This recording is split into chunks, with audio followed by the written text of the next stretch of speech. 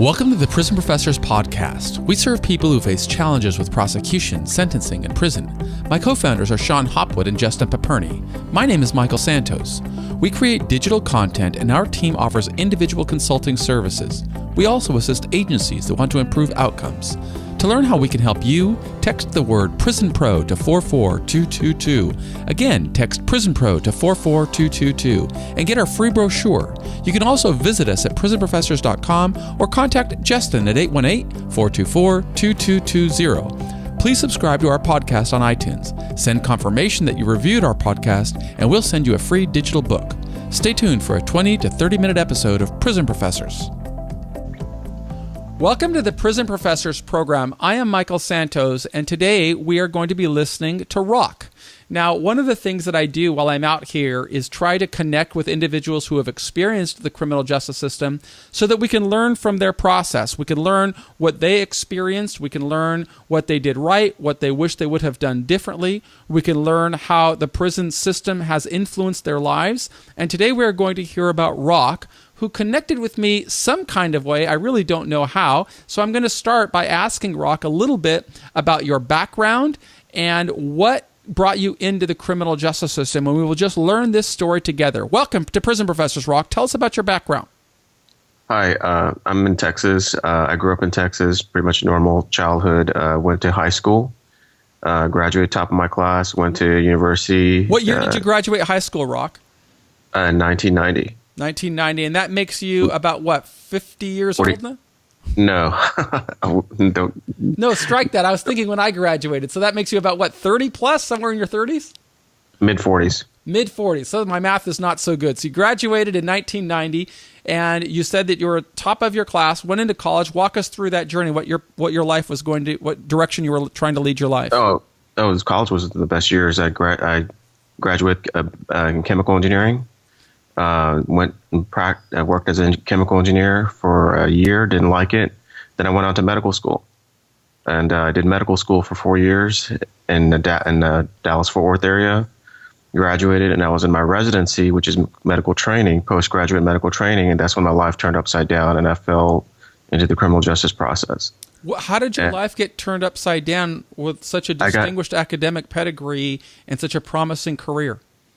I got screwed over by the Dallas DA. I got accused of a crime I didn't do. That's, I mean, we can go into that if you want to talk about that. Yeah, tell us about that. I think a lot of people get charged with or accused of criminal misconduct, or they then are faced. It was, think Bill Cosby, except I didn't have 50 accusers. Got it. And so this was not a patient. This was not anything work-related, as they say I don't mix business and pleasure. I don't dip my pen in company ink, all those cliche sayings. It's not a Me Too issue. It's nothing related to work. This was me going out, being single, bachelor, future physician, going out to bars, clubs, and dating. And one person was not the best person to go out with. And later I found out she wanted a relationship, and I ignored her. This is pre-social media, pre-internet, pre-texting, pre-smartphones, dinosaur days. Back then with the normal phones and answering machines. So I deleted all her messages. And in long story short, I got convicted on false scientific testimony. I tried to raise it in appeal. I fought my case all the way to the Fifth Circuit, and I was going to go to the Supreme Court, and that's where I read it. And back then, I was vigorous in my appeal. I was researching it and trying to be proactive. Was this then before you were in custody? No, this is during. Well, tell us about so you went through. Did you go through trial or did you plead guilty? No, I went through trial. I didn't plead guilty. So you went to trial. What did you get sentenced to? 15 years. 15 years in state prison or federal prison? State. Tell us about going into state prison with that type of offense. How your adjustment went. Oh, that was when I was not your. I was your atypical. Prisoner, because I was educated. I didn't, usually the demographic is, black, Hispanic, poor white, and uneducated, high school dropouts, gang members, the typical stats. But I felt, my personal experience, I felt scared initially. I did not know. I had some older people, convicts, lace me up, as they say. How old were you when you went in? early 30s. So you're early 30s. You're going into prison. What did you experience in those first weeks and months? Well, first I sat in county first. You have to sit in county before you get transferred. But when you went there, you went to a transfer facility in Texas, and I mean, they treat you like crap. The guards treat you like crap. It's a very hostile environment. I think they looking at it through a different lens than most people, because I went to school. It's intentionally designed to make you fail. They want you to get in fights. They want you to. The environment is set up as such, and it's all, to me, it's a big mind game, and people don't realize it. How were you able to cope with that mind game? I went to law library a lot. I got out of the riffraff. I didn't get involved as much. I kept to myself. I kept to a very select few people, and I mean, yeah, did I get taken advantage of? Of course, did I get in a fight? It's a couple of times, but I saw the forest through the trees. I was like, I know they want you to get in a fight, so they give you cases so they could deny you parole. That's the whole psychological game. They make up obstacles instead of helping you. They want you to. It's not a rehabilitative process in Texas. Definitely not. I don't know if anywhere else in the United States, but definitely not Texas. Well, prisons are designed to receive, and I think that you're absolutely correct that an individual who's going in there should have the mindset that they're going to be encountering obstacles every day. And it's important to figure out a way how to navigate through those obstacles, as you did, by finding peace in the law library or anywhere else. Some people find it through exercise and fitness. Some people find it through participating in college courses or writing or just something productive. But to the extent that you can avoid those obstacles, you can have a more successful journey. At least that's what my experience was. By going into the law library and spending your time there, Rock, why don't you tell us what ultimately happened through your journey in prison? Ultimately, like my case, or you went through prison, and you said that you spent your time in the law library. Correct. I assume that helped you avoid some obstacles that derail prospects for success for so many other people. If you spent your time in there, I'd like to know, how did your journey eventually unfold? You said you went in with a 15-year sentence. How long? But you're out here today. How long did you ultimately serve? And in retrospect, what was your experience like? It's a horrible experience as far as that. It's a system designed for failure. They want people to get in fights. They want people to do things. I understand. So there's So I don't. I just saw this recently post release. I did 8 years, by the way, and the rest served on parole. I saw this post release. 60 Minutes. I'm sure you've seen it or heard of it. It's, German criminal justice, 2016. If you want to look it up on CBS News, 60 Minutes. I highly recommend it. Okay. If you have not, if you haven't seen it, you will blow your mind away. They show the prison system in Germany, and it just blew my mind away. And literally, I mean, so here's the way I relate everything to medicine, because that's what my career was. Here, you have as far as a criminal justice process, the post-conviction process, you have a better chance of beating cancer than a criminal conviction. And the land of the free and home of the brave, which to me disgusts me, because no system is perfect. No trial is perfect. There's always mistakes. I get it. You want to uphold the conviction because you weren't there. It's like the refs on, we had the Super Bowl yesterday, to overturn a replay because they give due deference to the referees on the field because they're watching a camera. They're not there. At the same time, the rule, I think the whole post-conviction appellate process needs to be changed. But you can write a book and PhD thesis on that. I mean, that's a big monster to tackle or talk about. But long story short, I wish I had cancer, because you get sympathy, you get love, you get attention. Whereas if you're ex-con, no one cares. Oh yeah, everybody's innocent. Yeah, get out of here. You know the saying. So, and then on top of that, the collateral damage. That's what I've been dealing with. The collateral damage is extremely, extremely, extremely difficult. When did you conclude your sentence, Rock? This year. So you just got out of prison what month? Oh, no, my parole, it was... No, when did you transfer from prison to society? What year? 11. In 2011. And you, from what I'm understanding you to say, it has been a very difficult transition during these past years. Tell us about what you experienced that made things so difficult. Was it the employment market? Was it unreceptive to you? Or was it everything, housing? Walk us through everything, those challenges. All the above.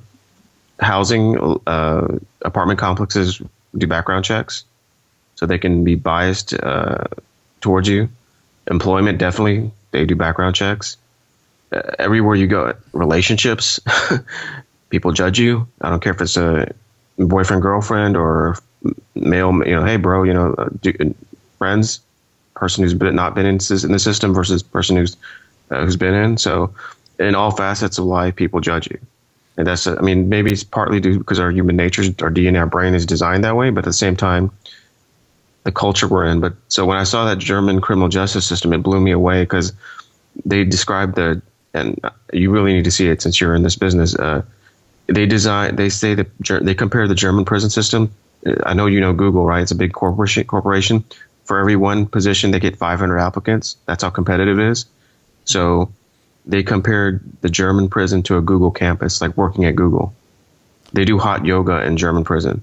You have a key to your own cell. You're playing video games inside the room. If you're doing good behavior, you get to go home to your family. They interviewed a guy. I said, "What are you in for?" He said, "I killed a woman." I was like, "What?" "I was a hitman." He's like, "And you're with your family now?" I said, "Yeah." He said, "Why don't you run away, escape?" He said, "Are you crazy? I'm almost done with my sentence. They're giving me a second chance. I'm not going to do this." Their system is designed more for rehabilitation. They go through extensive psychological therapy because it's all in the brain, right? Your brain, that's cognitive intervention. That's the key psychological studies that it's what you think. Thoughts become, I forgot the scenario. Ultimately, thoughts becomes action. So what you're thinking is your emotions become thoughts. Thoughts become action. So it's all. That's how the way human behavior is. So they want to ultimately change your behavior. So it blew my mind away. The guy has a screwdriver in his cell. He's like doing woodwork, whatever, like that kind of stuff to make his time go by. But and what's even more, what struck me at the end is that this guy in there for 20 something years. They asked him, "What'd you do?" He said, "I did something really, really bad." And 60 Minutes, a world-renowned news magazine, American news show, they said, "We tried to find out what we did, but the German privacy laws are so strict, we could not find out." Shit, you can Google me. It's like you don't need there's no privacy laws in America about that. Over there, they have strict privacy laws, so they protect. I'm not saying that's what we adopt, but our whole system needs to be changed. It's not working. It hasn't worked.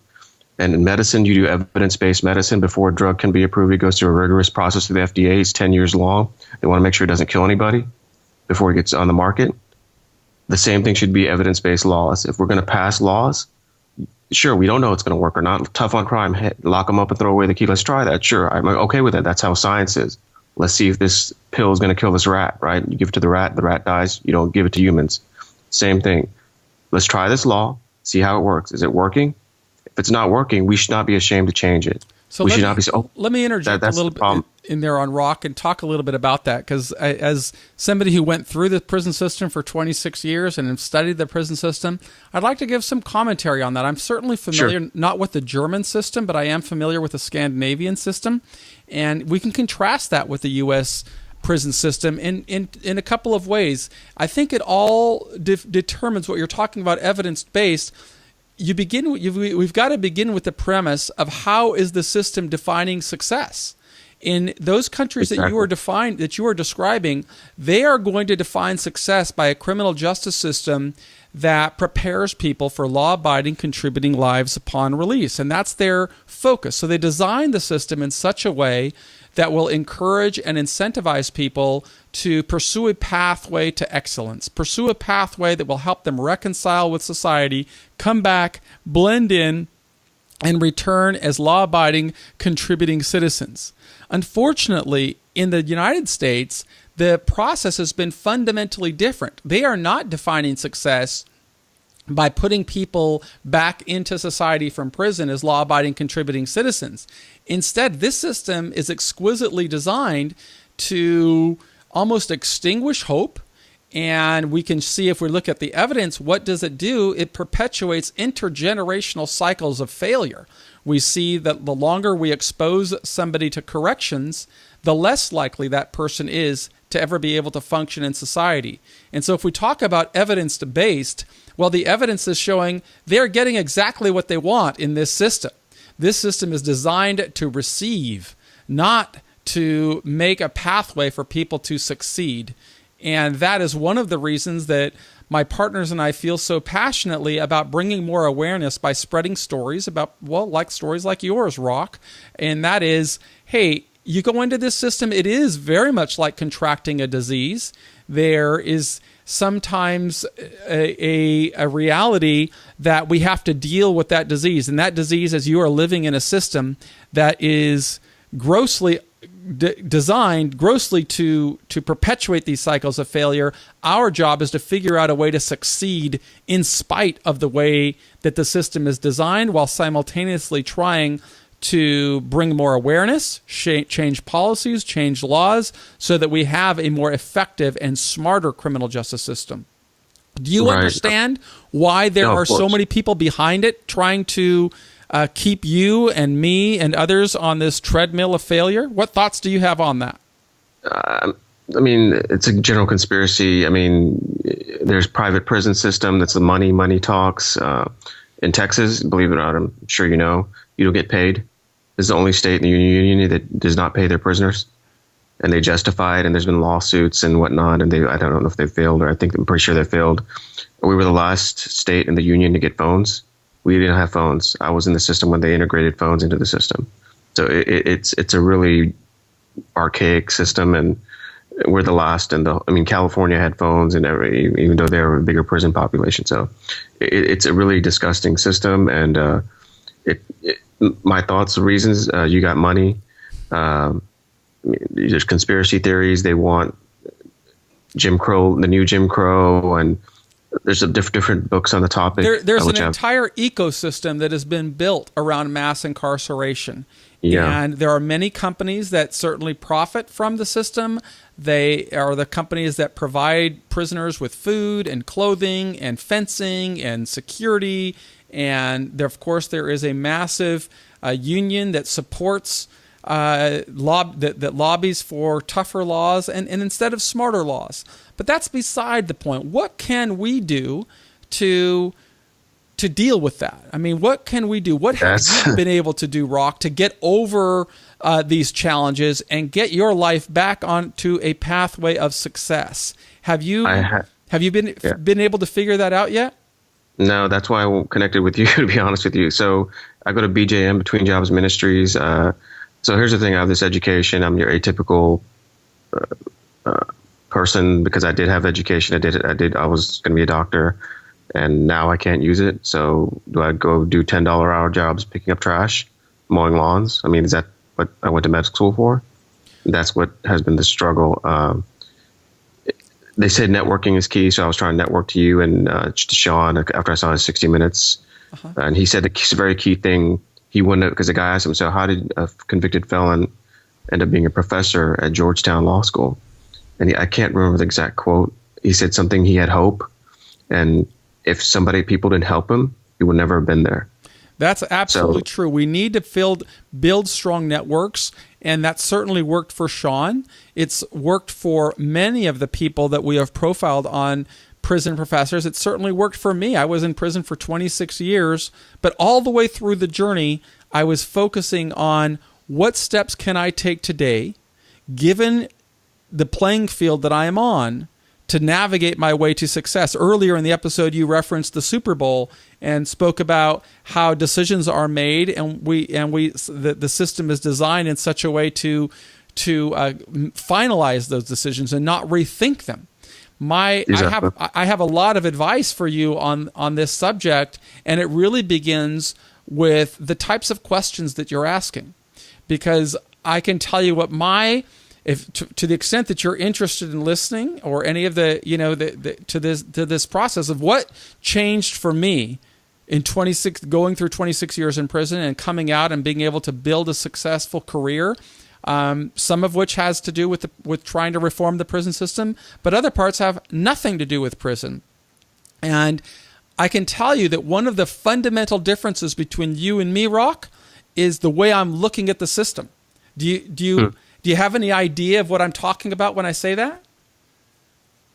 like pessimism versus optimism. Yeah. I mean, the system is awful. It's wretched. And you're right. Once you have been targeted for prosecution, it is very difficult to unwind that.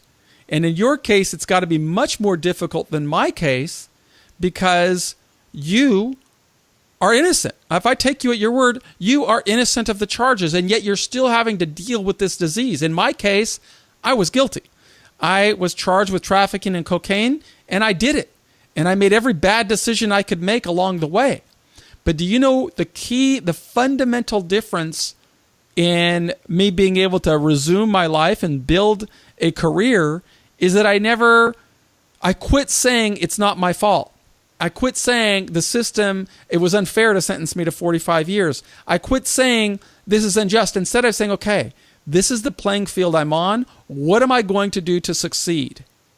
And if I begin asking that question, new questions are going to follow. And the biggest one is going to be, I don't need to deal with this in the way that I'm looking at the system. Instead, I need to be looking at this system in how are the people that are going to judge me, how are they looking at me? So, for example, you right now are saying, I didn't go to medical school to mow lawns. No, you didn't. But you're a smart guy. You're a shrewd guy. What questions can you be asking to say, okay, where am I going to be in 5 years? What type of business can I go into where I use all of my critical thinking skills, where I can use all of my intelligence and figure out how can I turn this period of my life into if it's not a strength, at least it is not a debilitating factor. And have you considered any of that? Yeah, I mean, the thing is, yeah, of course, I've thought of other career options if that's what you're saying. And what are they? I thought about law school, but I'm in debt. A, you got to get accepted to law school. B, well, the state you're in, but you sit. So let me stop you right there. If I were you, I mean, how old are you now? Mid-40s. Mid-40s. So I got out of prison when I was 49. And, you know, I got out of prison at 26 years and I had to make a decision. What am I going to do with my life? I've got a 000 credit score. I've been in jail 26 years. I don't have a work history that anybody out here is going to identify with. What can I do? And I thought about law school. And I had, of course, opportunities to go to law school. But there is, for every decision that we make, there's an opportunity cost. If I go to law school, I'm going to have to give another 3 to 4 years of my life. I'm going to, if I don't get a scholarship, I'm going to take on enormous sums of debt. I won't start my career until I'm 52, 53. And most lawyers aren't starting their career at 52 or 53. So would that be a good strategic critical thinking skill? From my mind, it was no. It was not going to be. And that's why I would say to you, hey, you've got to deal with the world as it exists, Rock. You can't deal with this world and saying it's not fair anymore, nor can you be saying I can go to law school and be a professional. There are a lot of things that you can do to add enormous value to your career and to the lives of other people. Your question has to be, what is it? What can I do? And I can think of some right now that would strike me as being incredibly lucrative. But I want to hear you. Tell me a little bit more. I looked at so a few friends who are in the medical field, obviously, who still talk to me. The ones they said you're so people see my resume and they say you're a unicorn. You're an engineer and doctor, but I'm not making anything close to a unicorn. So I said you could do biotech, you could go to big pharma, but then you're dealing with corporate America. You're dealing with So I'm going to give you I'm going to give you my reaction to both of those critical thinking skills again. Either one of those, you're going to have to deal with the criminal background check. Either one of those, you are going to face challenges that make it harder for you to overcome. Better question: what can you do that you can become successful? You can rebrand yourself. You can rebuild your life, and those things are no longer a hurdle. Can you think of that? People say, well, you have engineering, give up medicine. And I tried that for a while when I got out, and it wasn't a glamorous job, but, you know, and then the oil industry tanked, but now it's picking up again, but going to oil and gas. Here you go. In the interests of time, I'm going to give you a suggestion that I just think just by talking with you. Incredibly articulate. You sound really persuasive and convincing. I would be looking at, say, where can my background offer enormous strength and enormous value? And I can tell you, medicine, of course, is one of the fastest growing professions in the world for a lot of reasons. There are a lot of people who want to become doctors. Those people might be in high school, might be in college. And mentoring or creating coursework or lessons that you can sell to people, that people don't have to know who you are. You create a brand on tutoring or on getting ready for the MCAT or getting ready for college. You can sell these courses to people. It's just, I mean, why is that not a possibility for you? I did used to tutor. I don't know. I never thought about that. I thought I wanted to be, I guess I had more grandeur visions, and I wanted to like practice or somehow be like Do you want to make money? Or like be a part of a startup. So I've been networking with startups, but I haven't met. And startups are always looking for money, so it's hard for them to hire somebody. I can tell you, you can do it. You can do it by yourself. I thought about going to Europe, but I don't know how complicated or easy that process will be because since I took ironically I took German in high school. Germany's gives second chances. It's a good environment. Maybe I can, if they need doctors, I can go practice over there. I'm going to give you 2 episodes, or I'm going to link to them when I publish your episode, and I want you to listen to my friend Ryan Stewman. He is also from the Texas criminal justice system, and doesn't have nearly your education. In fact, I don't think he has a high school diploma. Went to prison.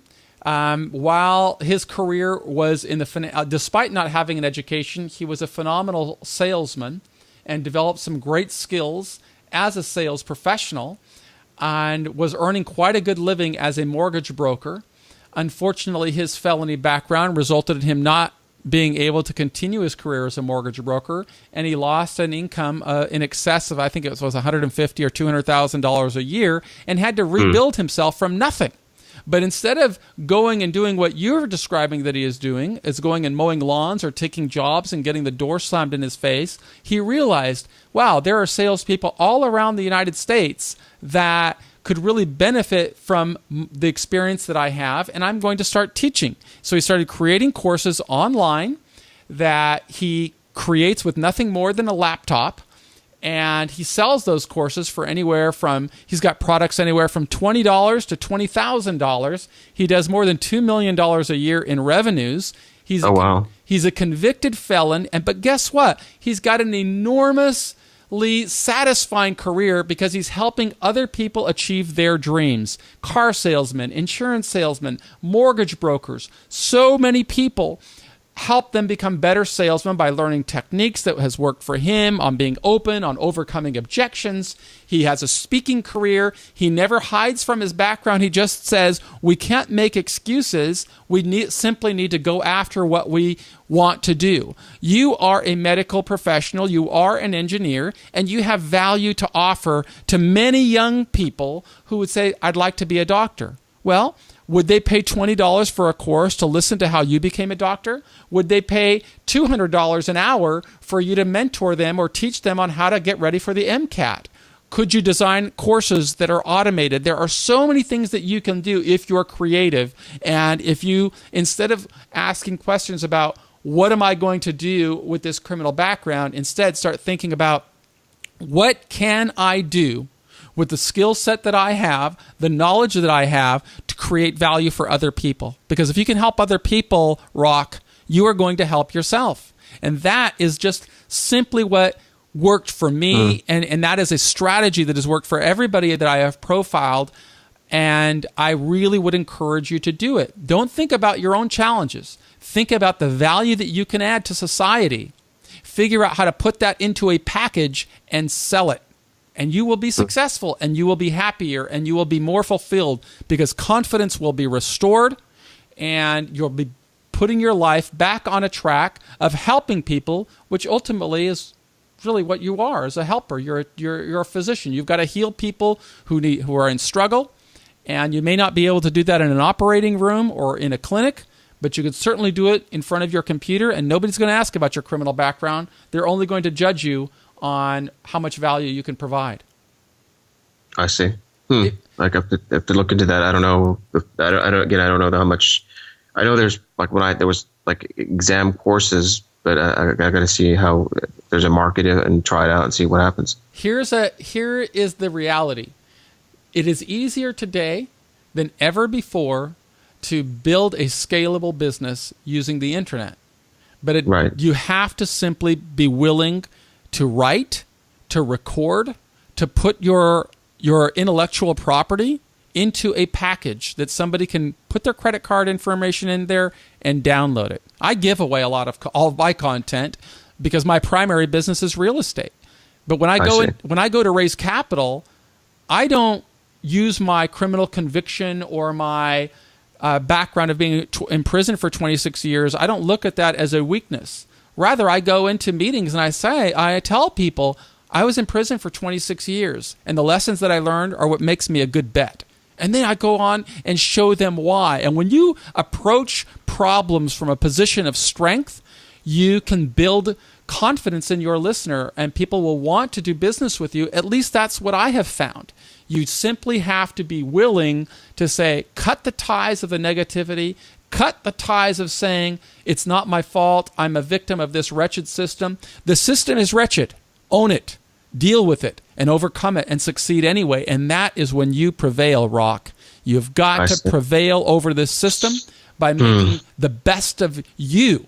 You didn't get into medical school by accident. You didn't get into engineering school by accident. You took a methodical, deliberate course of action. And this is the time for you to resume a methodical, deliberate action. Otherwise, we will be sitting here complaining about how wretched the system is and destroying lives. And that is not my way. My way is saying, yes, it's a wretched system. I'm going to try and change it, but I'm also going to make some money along the way. And that's what I encourage you to do. Build a career, build happiness, restore confidence. I am going to send you a couple of links to other podcasts of people who have done it, and they have been the exception where they have overcome the system and said, I'm going to succeed anyway. I am not going to let my criminal history define who I am. Rather, I am going to pursue a pathway to excellence, and nothing is going to get in the way. And you can do it. And I'm going to give you a couple of episodes specifically that I would like you to listen to. One of them is a 2-episode show with Ryan Stewman. A second one is an episode with, my God, I forgot his name right now. It escapes me. Weldon Long. Weldon Long is an amazing story. The short answer to this: he was a drug addict. He was convicted of violent offenses. Went into prison not one time, not 2 times, but 3 times before he realized, I am the one who bears the responsibility for turning my life around. And now he runs a training business that does more than $10 million a year in revenues. His clients are Home Depot, Federal Express, Sears, major corporations. And he tells the story best when he says, these are companies that would not hire me for $10 an hour because of my felony conviction. But because of the intellectual property I've developed in training, they now will pay me $100,000 to help them become more effective. You can do that. You've got a skill set. It's not going to happen by accident, and it's not going to happen by making excuses or pointing to better systems. You are in the United States, and you've gone through a wretched criminal justice system. I'm going to work my best to make it better, but at the same time, I'm going to work to inspire people like you to take control of your life and turn the page and make the next 10 years much better than the last 10 years. Great. I mean, I'd appreciate those links, and any help is welcome. So excellent. So stay tuned for another episode tomorrow on the Prison Professors program. If you want more information on how we help people, simply text the word Prison Pro to 44222 or visit prisonprofessors.com. And we encourage you, do listen to Prison Professors program, the podcast, because you will find stories of people who went through prison, yet prepared, navigated their way through, and came back with their dignity intact, ready to become successful again. That's what I'm going to expect to hear from Rock, and I will be putting those links on to the show notes of this page so that Rock and anybody else can find those amazing stories of Ryan Stewman and Weldon Long. But just tune into any podcast and you will get that same message. We'll be back tomorrow with another inspiring guest. Thank you.